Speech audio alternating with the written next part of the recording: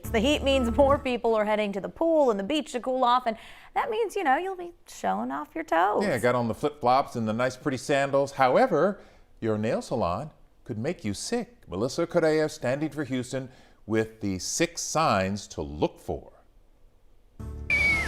We get it. Houston's in the middle of a heat wave. Sandals are a must, and a pedicure helps. But podiatrists at Memorial Hermann want you to stop and consider this. 1. Your salon needs a spiff up. Doctors say when you walk into the salon, head for the bathroom and not the polish rack. If the bathroom isn't spotless, Dr. Gabriel Meislo says you shouldn't trust that the stations are. 2. The tools are tainted. Nail instruments stored in blue liquid are not sanitary, nor are reused tools. Salons should be sanitizing tools in autoclaves, those steam-pressured machines that look like a big old bread box. 3.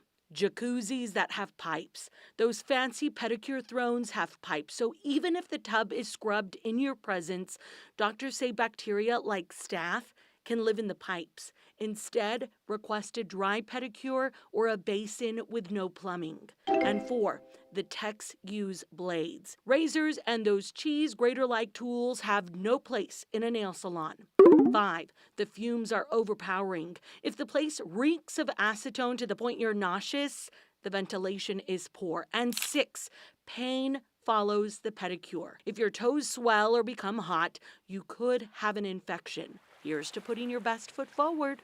Melissa Correa, KHOU 11 News.